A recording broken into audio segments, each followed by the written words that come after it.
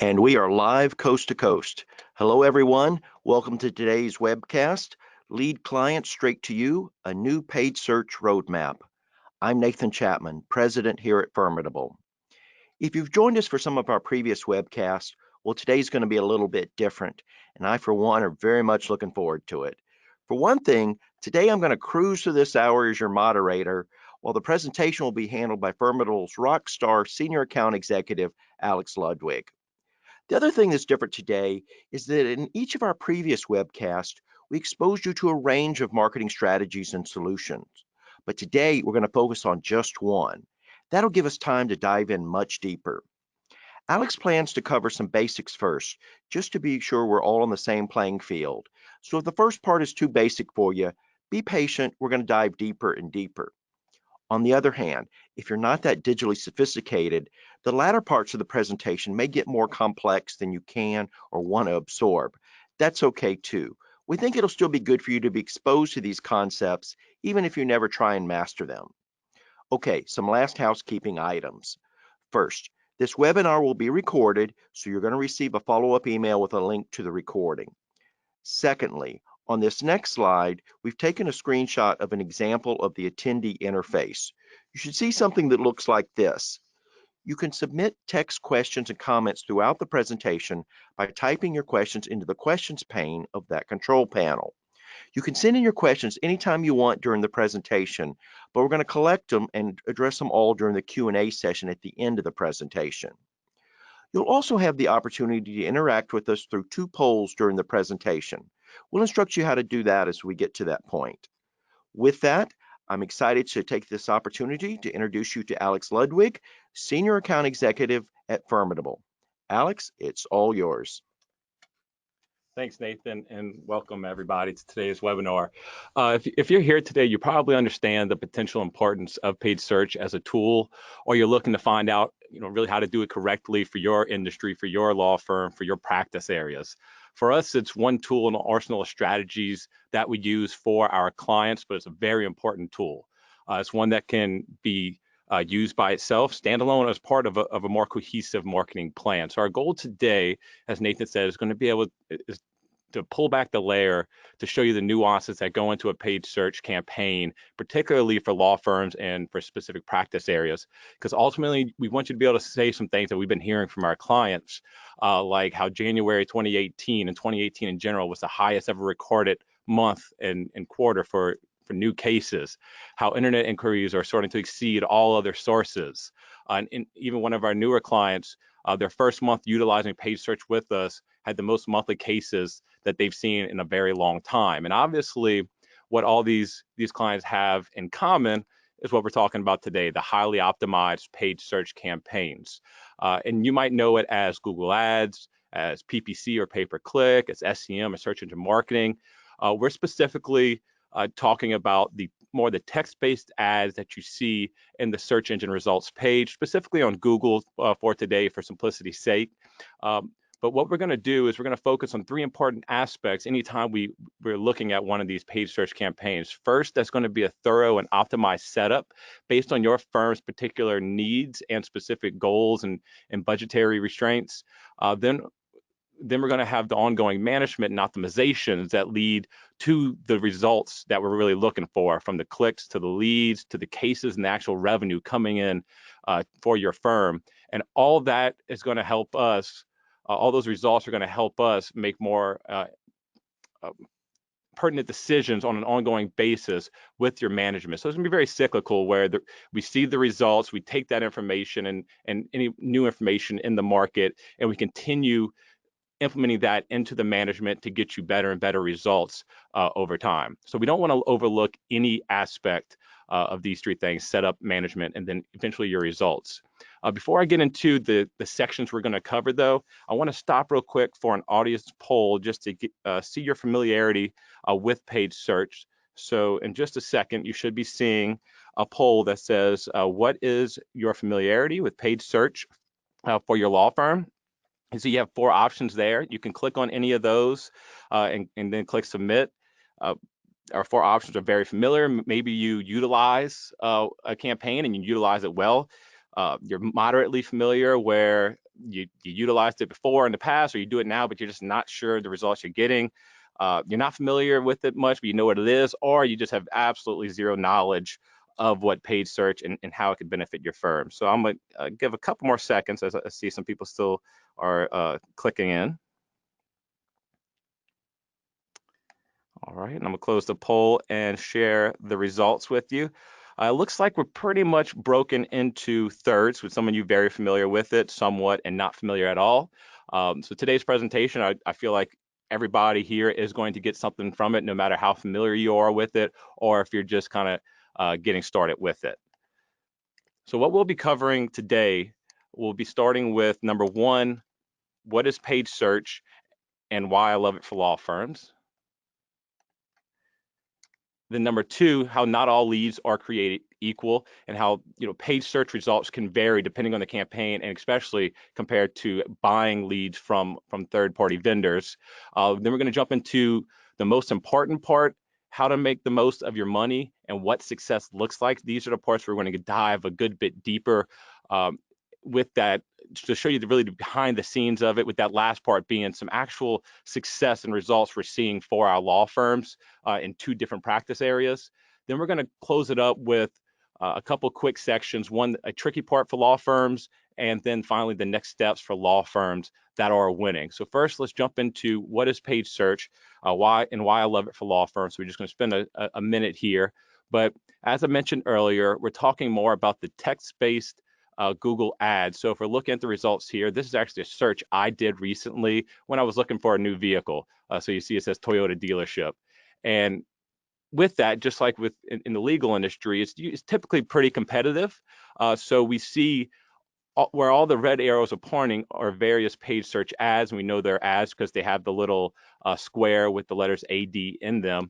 And then that green arrow right there is pointing to our first organic result. So in any competitive market, especially in legal, it's going to be very important for you to try to utilize this as part of your plan, because you're going to be missing out on opportunities if you're not. Because on the left, we're seeing that we're not even seeing organic results. On the right, the paid results are taking up 80% or more of the screen. But then why I love it, particularly for law firms, number one is the relevancy. I think it's a huge misconception that people hate ads. What people hate is irrelevance. So if I'm searching for a car wreck lawyer, or what to do after I'm injured in a wreck, and I'm served with an ad for a car wreck lawyer that is very specific to my query, that is a very relevant ad, and that's a very relevant solution for me. So I will, there'll be a higher likelihood that I'm going to interact with that ad.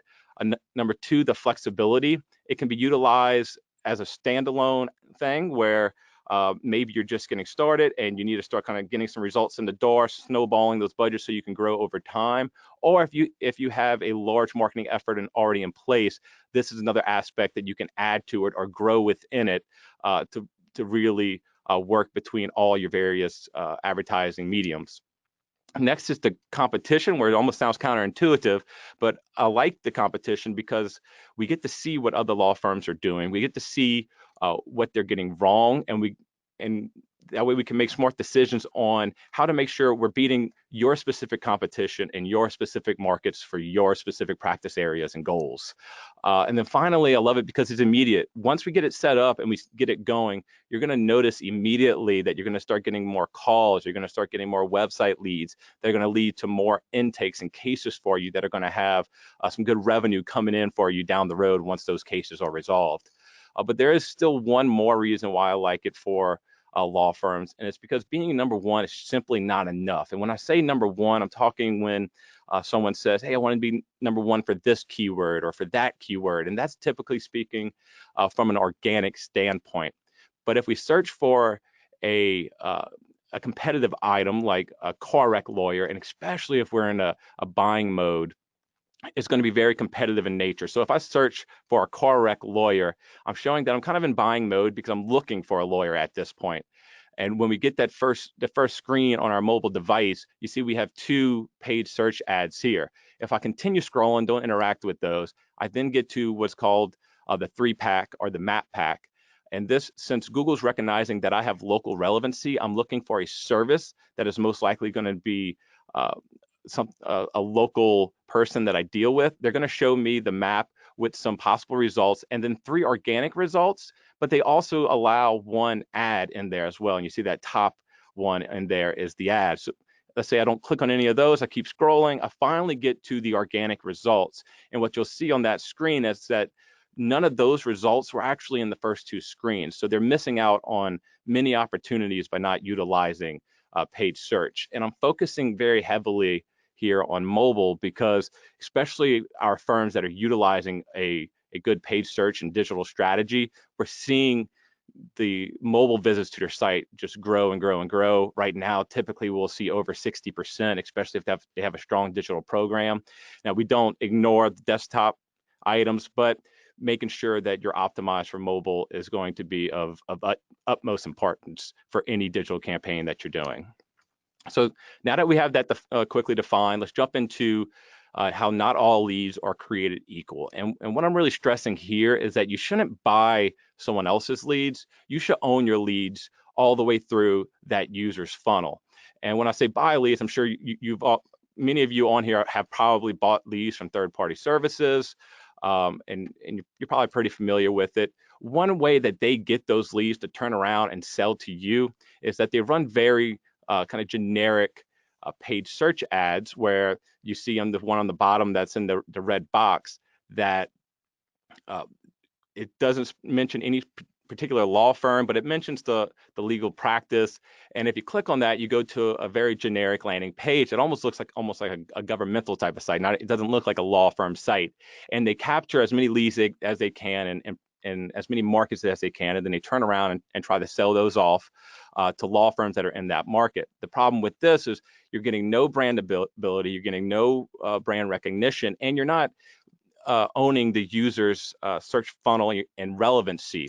Whereas if you ran your own campaign, you can speak directly to the user's search query. So in this case, this law firm had an ad served that specifically answers the search query and leads to a landing page that is specific again to that ad and then that search query. So we're very relevant all the way through. And then, by the way, you don't have to now reach out to this person. This person is fully aware of you. They have interacted with you. So much better than buying a third-party lead, as you can see.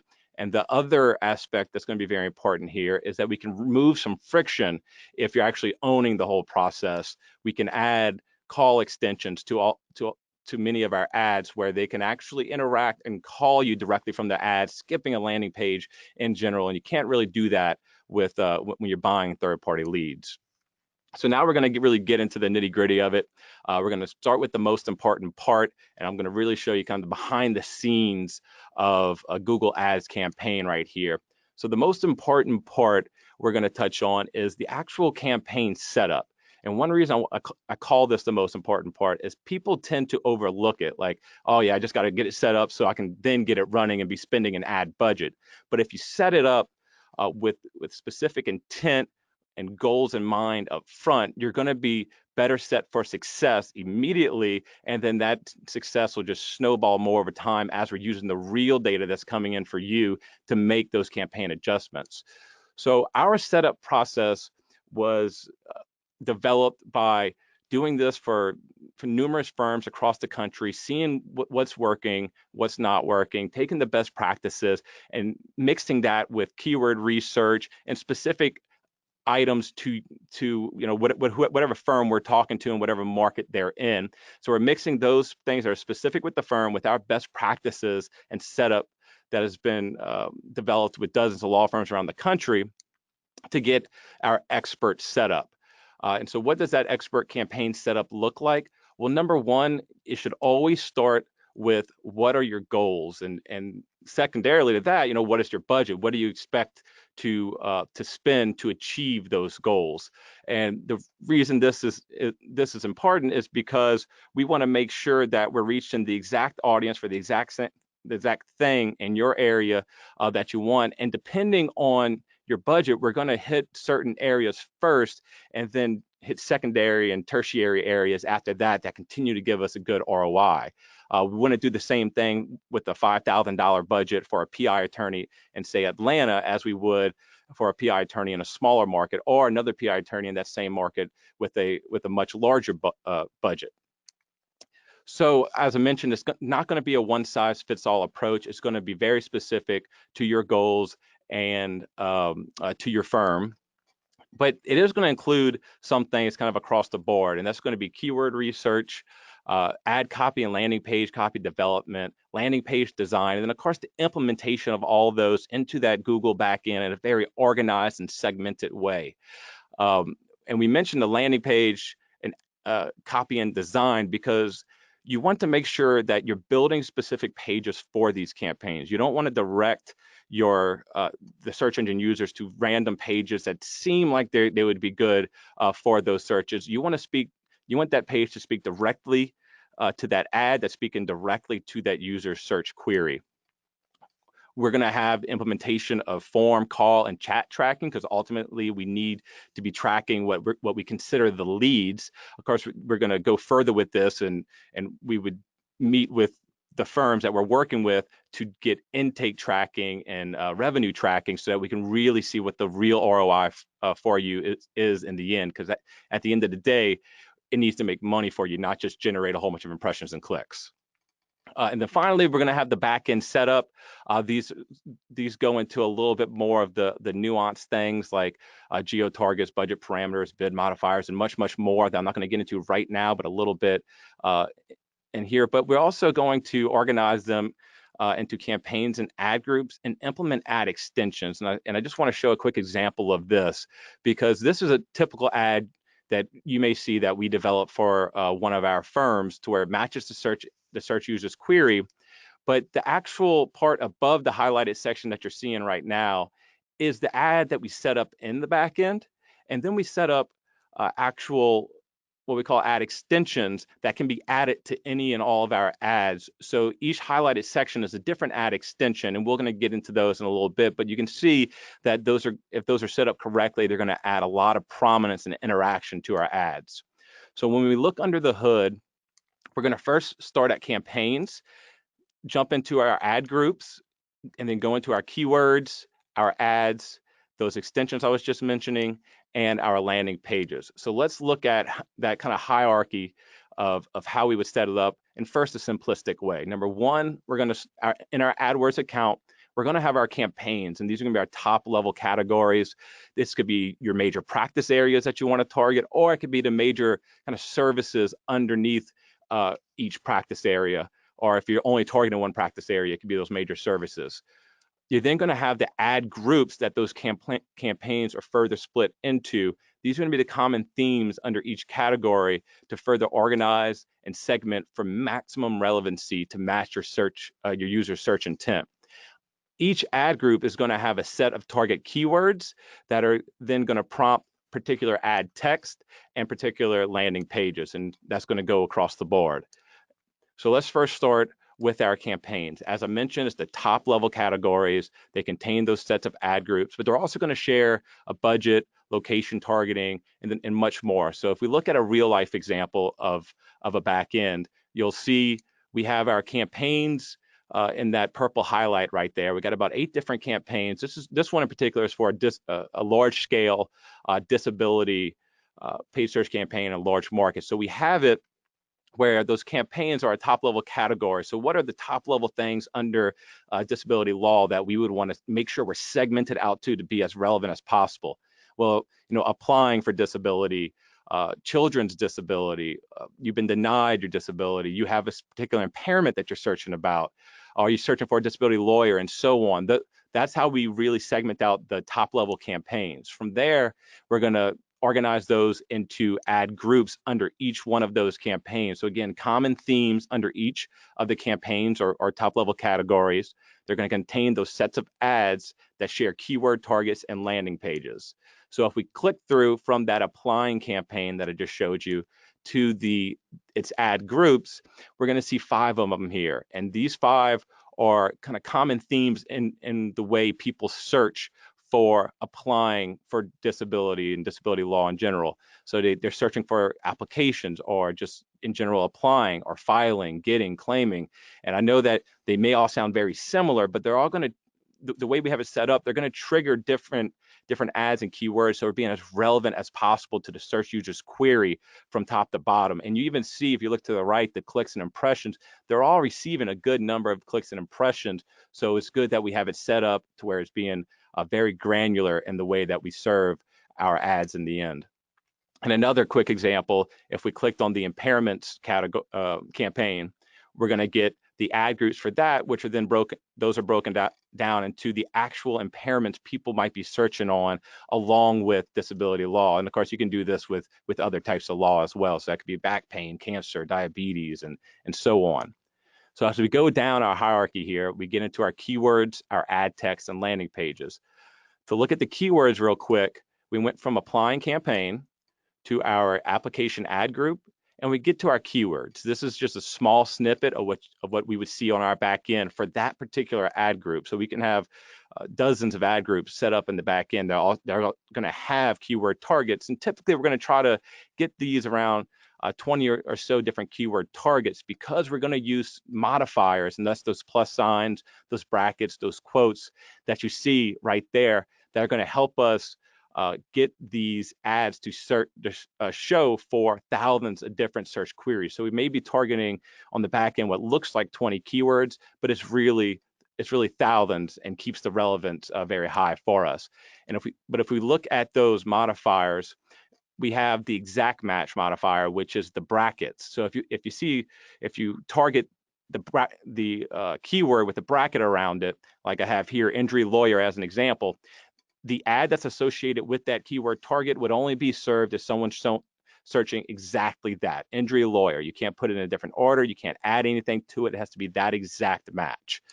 So we do want to use that, because that's going to be very highly relevant for us, but it's going to give us probably the least amount, because it is so specific. So we want to look at getting a little more broad as well. So we're going to use our phrase match, which is when we put the quotes around the keyword target.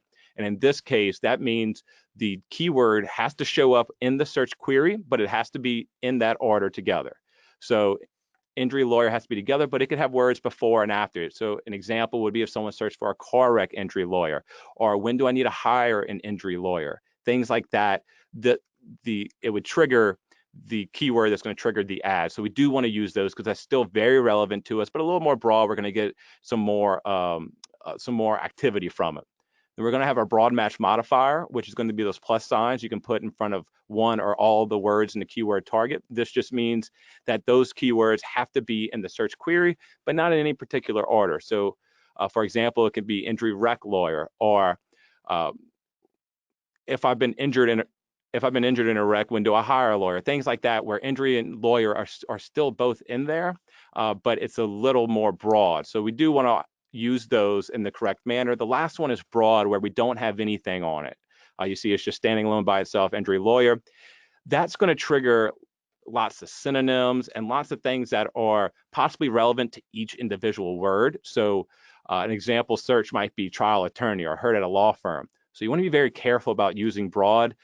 Typically, I wouldn't recommend it unless you have a lot of experience using it and you know when to use it and in what manner. So something to be very careful with using, because obviously if someone's searching for injury lawyer or searching for hurt at a law firm, you probably don't want to pop up with your injury lawyer keyword target. The last aspect of keywords is going to be negative keywords. So these are things that are going to be built, number one, up front as much as possible, but then on an ongoing basis, dependent on what we see working well and what we see not working at all. So if something's not working, then we might want to consider making it a negative keyword, so that the ads aren't showing up for any of those search queries. We also want to make sure we're excluding anything that's not relevant to you. So if you don't do childhood disability or any type of law that involves children, you're going to want to negative out child and children, things like that. So if someone's searching for a lawyer for their child's issue, you're not showing up for that, even if the issue itself was relevant to you. Or if if a certain practice area like SSI you don't want to show up for, we would negative that out as well. And the way you can think of negative keywords is we have a thriving campaign. If you think about it from a landscape perspective, on the left, you see here a very thriving landscape, but it's getting a little out of control. So what we want to do is we want to trim it to trim out any of the bad traffic while still making sure that it is nice, it's organized, it's segmented, everything is exactly the way we want it to be. Next, we're going to jump into the ads. So as a reminder, we started with the applying campaign, went to the application ad group, and then we get into our ads back end. Now it looks something like this. The main thing I want to touch on here is that the ads that we set up in the back end are two 30-character headlines, one 80-character description line, and then a domain or customizable URL path. So that's when you'll see like Smith Law Firm /apply today or Smith Law Firm /CarX, where we're going to want to make sure we're putting very specific ad copy there, even though it's a URL, to continue keeping it relevant to the user. And Google's even been known to update these ads. So another thing we want to do is making sure we're staying on the front lines and the way that Google allows us to use this. Because for instance, it used to not be one 80-character description line. So when Google updates that, we want to make sure you're staying on the ball and updating that when those Google updates come through. So that's our basic hierarchy of the AdWords account. But we also want to make sure that we're paying attention to our extensions, which can be applied to any section of the AdWords account. And I'll show you kind of how in just a second here, but they're going to add more prominence, they're going to give you more interaction, and they're going to help lower your cost per click. And here's an example of a search query. And this whole purple section, as a same kind of how I showed you earlier, are various ad extensions. So they're making the ad much bigger. They're adding ways that the user can interact with the ad as well. And so I'm going to show you just a few more examples. If we look at these three screens, we have the one on the left, that purple part's the ad extension. In the middle one, we have two ads, and each of these have some different ad extensions being used. On the right, we have another one that has yet even other ad extensions being used. But if we break down the one to the left, we first have the deep purple highlight there. That's one ad extension. That green one's a whole new ad extension.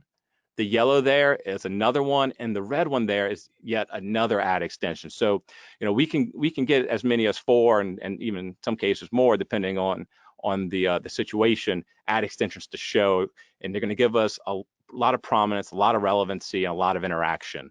So if we look into the main ones we want to make sure we're utilizing across the board, it's going to be the location extensions, where we can actually link up the location of your office. You're a locally relevant service, so we want to make sure that we're portraying that in your ads as much as possible. And then more importantly to me, it improves your chances of showing up in that map ad that I showed you earlier. They're only going to show 3 organic results, and then 1 ad. So we want to make sure we get in there as often as possible, because if we can show up there, that's Google telling the user that this law firm is a very relevant local solution to you. Another one would be call out extensions. This is where we can add more text. And in many cases, we utilize it to either add to the messaging or jump into your unique selling propositions, because the ad we create in the back end, that those 2 30-character headlines and that 80-character text, we want that to speak specifically to the user's search intent. So if we want to get a little more detailed about the law firm in general, we can use the call out extensions to highlight some of your unique selling propositions, like decades of experience or no fees unless you win and things like that. Next, we have our call extensions, which these are going to be really important, and we want to utilize these as much as possible because they're going to increase your conversions, they're going to remove friction, and we can utilize them 2 ways. One, we can utilize them as an extension on a full ad, like you see on the left, where we have that kind of bar across the bottom of the ad, where you can call through to the ad, or you can click anywhere else in the ad to go to a landing page. On the right, you'll see this is a call only ad. The only thing the user can do is, if they interact with it, is call you. They won't go to a landing page. So we use both of these in all of our campaigns. Next, we have our site link extensions, exactly what it sounds like. It allows us to add various links to your site that would also be relevant for the user that is searching. And it helps us in the end, honestly, own some more real estate in the search engine results page. The bigger we can make your ad, the more likely it's going to get some type of interaction. Finally, the last one I'm going to touch on, there's more than this, but this is going to be the last one I touch on, is snippets. It's a way, again, to have us add more text to your ads. A good use of these would be to add, the types of law that you do or the types of services that you provide that are relevant to the user. So you're probably thinking like, those are great. Let's utilize as many as possible for all of our ads at all times. But that's why the setup of them is so important on the front end. It's because Google's going to choose what specific extensions to display based on the previous performance, the user context. So again, we want to be very relevant throughout the whole process, and the available space on the page. The more competitive a service is, the less space on the page is going to be available, depending on the budgets that you're bidding. So Google's going to choose those. So you want to make sure you're setting those up and monitoring those on a very regular basis so that they're showing up as often as possible, and hopefully Google's choosing them as much as possible. And if we look on the actual back end for the extensions, what I want to point to is the actual impressions that our extensions are receiving. So on the left, these are our various extensions we have set up. We have more than this, but this is just kind of a snippet. The types of extensions, but then the highlighted part is how many impressions they're actually getting in the search engines on our ads. For this particular account, for our client, in 1 month, we had over 200 different ads show, because those different ads were triggered by the different search queries to show the most relevant ads. So we had 200 different ads show over 40,000 times during that month. So that's 40,000 times that someone had the chance to interact with us based on their relevant search query. And within those 40,000 plus ad impressions, we received over 100,000 extension impressions. So we were averaging, for this particular client, about 2.5 extensions per ad throughout the entire month, which is really good, especially in a competitive industry. So if we kind of just summarize the setup, we touched on our campaigns, which are going to be our top level categories that we want to segment out first. We're going to get a little more granular and go into the themes under each of those categories. Then we're going to have the keywords that are associated with each of those ad groups. So each of those ad groups are going to have their own set of 20 or so keywords that we're targeting. And those are going to trigger specific ads that are relevant to those keyword targets. And we're going to add extensions across the board on the campaign. We can add them sometimes to the campaign level, we get them to the ad group level, or we can get even more granular, just depending on the relevancy of the extension along the way. And in the end, we would get an ad that looks somewhat like this, where we have the ad that we set up in the back end, and we have our various extensions that are being pulled onto that ad. And this works in all practice areas. We do it for many practice areas, PI, workers' comp, and more. And so I just want to kind of show you how that translates to other practice areas. I have another screenshot here of the campaigns for a accidents campaign. So car accidents, truck accidents, motorcycle accidents, and then kind of just accidents in general. We want to break those down into those common categories, segment those out into their ad groups. So in this case, car accidents and car wrecks, common ways people are searching for it. We're going to have our associated keywords for each of those ad groups. That's going to then serve the ad. I'm sorry. Then we're going to have the extensions on those ads, as you're seeing here, and will eventually be served. On the left, you're seeing a desktop example. On the right, you're seeing a mobile example. So we can make this work across most practice areas. And so it's a very relevant, organized, and segmented way to really reach the person you want to reach. But even though that campaign setup is a really important part, we don't want to set it and forget it. We want to regular test, and we want to optimize the campaign using the real data that we see coming through on a monthly basis. So that's going to get us into the most, how to make the most of your money. So that's when we're going to talk about expert campaign management. And what does that look like? What should you be doing on a regular basis once you have the setup under control and everything's running and the wheels are greased there? So we want to look first at these next couple slides are going to be some things that we do on a regular basis. One, the bid optimization, because we want to make sure that we're doing this very frequently, because we want to ensure that the most optimal ads are showing at the most optimal time location and for the most optimal device based on the most relevant keywords. And so we can make adjustments based on those various aspects. We want to make sure we're regularly updating and monitoring those negative keywords so that any bad traffic is getting filtered out on a monthly basis. We want to do continual testing, A/B testing of ad copy, of landing page design, and landing page levels. We're going to do this when we do these A/B tests. We're going to compare results, see how things working. We're going to take what's working best. We're going to move forward with it, and we're going to then perform more A/B tests as the campaign ages. We want to make sure we're doing our regular keyword research because we want to continue optimizing our viable keyword list and making sure we're not missing any opportunities.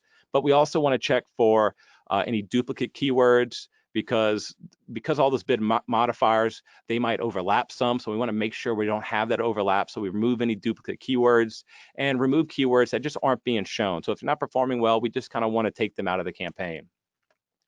Then we're going to look at the actual performance of the campaign, look at the ROI, not only from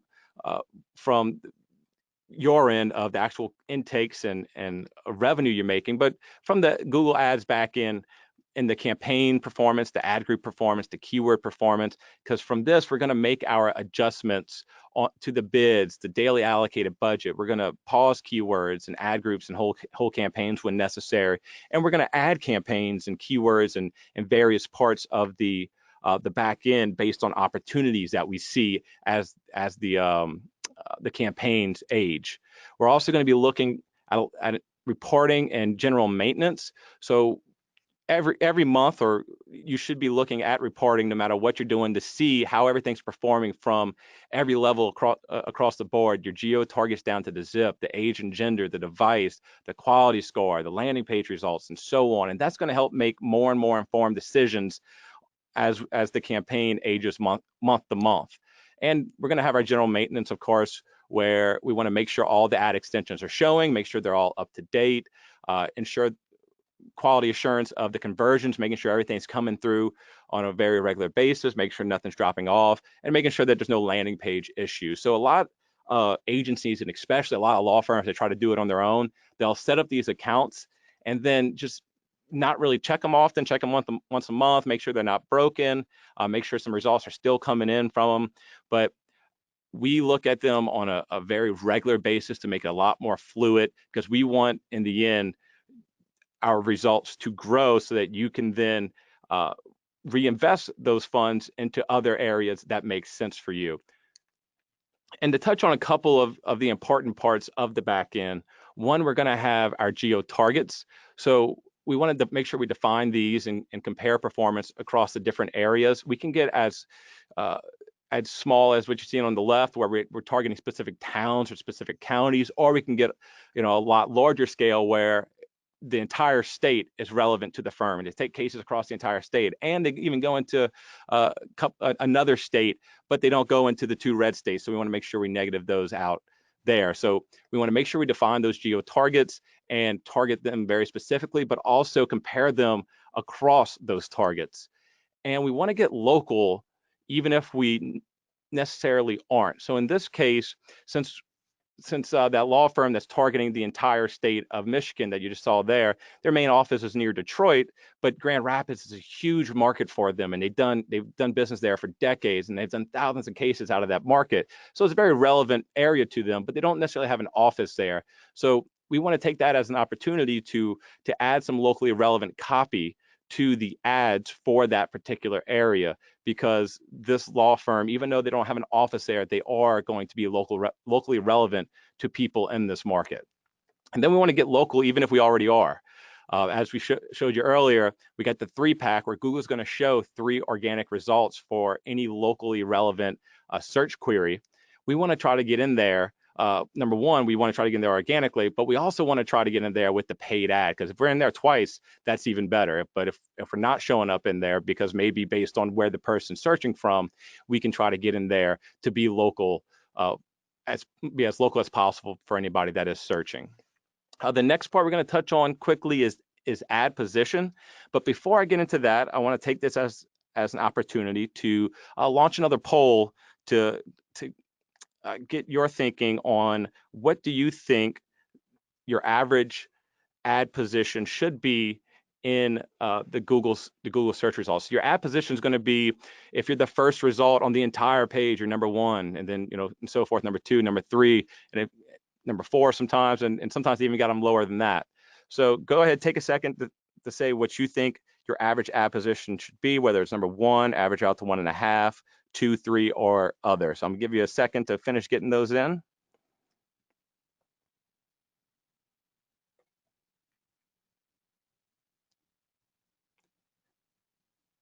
All right, and it looks like most everybody's in. So I'm gonna go ahead and close the poll and share with you the results that we're seeing from the people on the webcast. So about a quarter of you think number one is where you want to try to be. 1.5, 2, 3, and it looks like no one did other. So most everybody said 1 or 1.5. Well, I would say the good news is you actually don't have to be number one. And you could be number one, and we could try to target number one, but we don't necessarily have to be number one. So in the end, the answer is really other, because it's going to be very dependent on your goals. It's going to be very dependent on your budget and how to best use that money to give you the best ROI for your particular situation. Because in the end, if you're limited by budget, you'll actually get more clicks, and in turn, more leads, in turn, more cases by bidding less. Because if you look at this example, when we're in a competitive industry, clicks cost a lot of money. So that top spot can go for around the $400 range when we're talking about a personal injury attorney. And this is in my home market where it is pretty competitive. But that bottom spot, we may be able to get that click for around $40. Now, we know that people are going to click that top spot more often, but we're going to get those clicks at much cheaper if we're bidding in such a way where we're also getting in the number 2 spot, number 3 spot, the number 4 spot, or the number 1 spot, especially if you don't have much competition in your market. It's a lot easier to get that number 1 spot at a good ROI. So that top spot, if they only have, say, a $4,000 budget for the month, their $4,000 budget is up once they get 10 clicks if they're set up to always be number one. Whereas that bottom one, if they're fluctuating between 1, 2, 3, and 4, and that click is coming at $40 and $100 sometimes and so forth, then they're getting a lot more clicks than that guy up there for the same budget. Next, we want to just touch on the landing page. Landing page is going to be a very important part of the ongoing maintenance and testing. And in the end, I like to say the landing page has one purpose, and that's really its relevancy, because the more relevant it is, the more likely that user is going to convert on that landing page. So we want conversion, so we want to be as relevant as possible. And you see here that our landing page is relevant because it matches it matches what our ad is about, which matches what the search query is about. So we're relevant all the way through. Then we have our regular monitoring, where we're going and looking at dozens and dozens of different key performance indicators to make very informed decisions. So this is just a small sampling of them, whether it's the age and gender, the demographic, the day parts, the ROI of the ad group or campaigns, and so on. This is just a small sampling of those. But you see there's a lot of things that you should be looking at to make the most important and informed decisions along the way.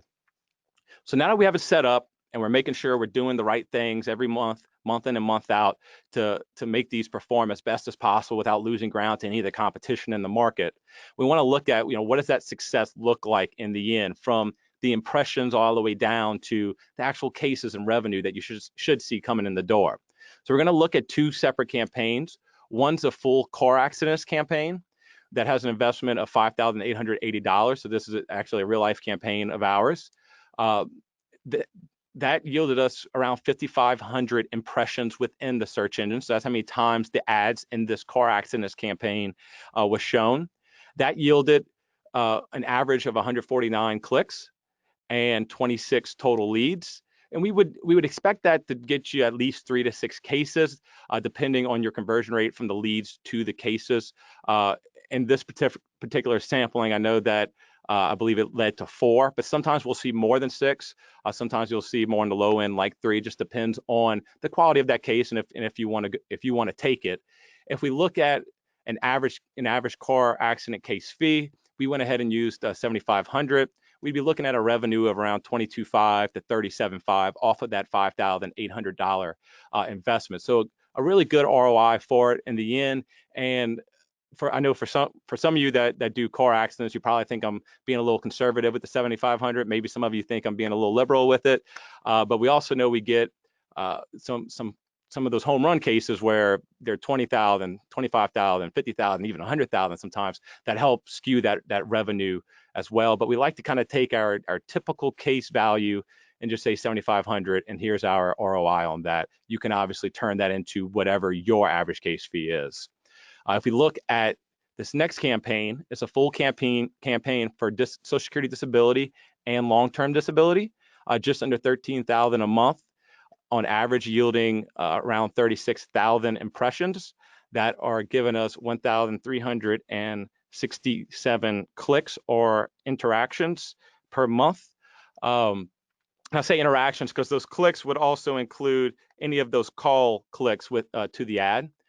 That's going to give, in this particular case, give us over 1,100 visits from over 900 actual users, and led to 253 total leads on average, which at a 10 to 20% conversion rate, which is what we typically see for this practice area, we would get 25 to 50 cases. Using the average case fees that we see for Social Security disability and the average and LTD and the average win rates, we would expect that revenue to be 65,000 to 130,000, depending on how strict they're being about the cases that they are taking in, and obviously a good ROI that we see pulling for that particular firm. So we're going to go ahead and close out with these last two sections, just very quick sections. Number one, the tricky part for law firms, which I refer to as really, how do we know it's working? This is attribution. Good thing about paid search is that we know it's working, number one, because you're going to have a general sense if you're getting more calls and you're getting more cases. And typically you're kind of polling, hey, how did you hear about us? A lot of times they'll say, oh, I Googled you or found you online. Which isn't always the best way to find out, which is why having the actual lead list from these campaigns is very beneficial, because it can be cross-referenced with your CRM. And if they fill out a form, we'll have the name, the email, and the phone number, usually at a minimum, very easy to cross-reference. And if they call, at a minimum, we'll have that call number, but we'll typically also have the name. So if you're capturing all that information in your CRM, then you can kind of cross-reference to see what this yielded. Now, it's not necessarily a perfect science, because I do know in many cases a lead will come from a family member or something like that, so it doesn't exactly match. But then you're also looking at the whole. We're also looking at the whole picture, how many leads that ended up giving you. I mean, how many cases that ended up giving you in the end, and what that increase was if everything else remained the same except for these paid search campaigns. Then we finally get into the next steps for law firms that are winning. So we just want to touch on, you set everything up, you're monitoring and making adjustments every month to make these campaigns really work for you. You're seeing the results, the cases and the revenue. What should you really do next?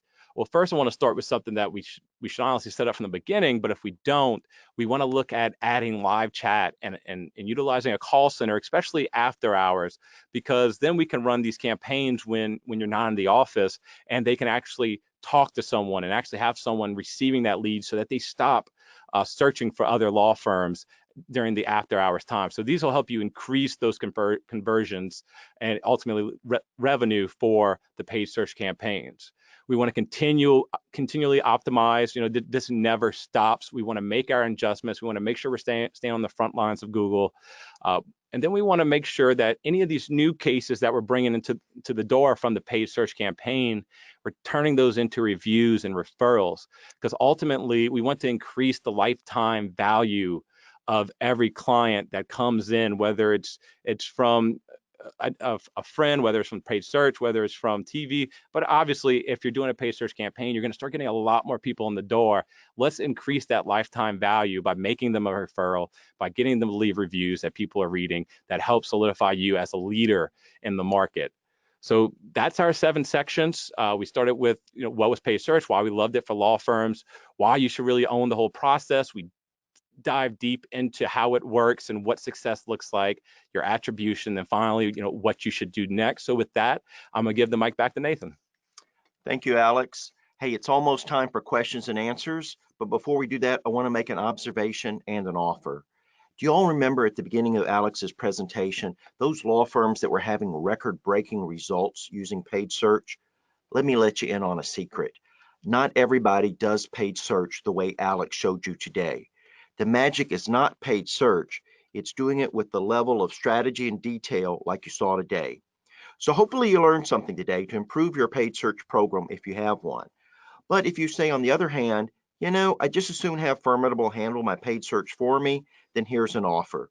If you decide you'd like to do paid search with us, if you sign up by the end of September 2018, we'll reduce your setup cost by 25% or $500, whichever is greater. Okay, I think we can squeeze in a question. Hey, Alex, somebody asked, you talked a lot about Google, but what about other search engines like Bing?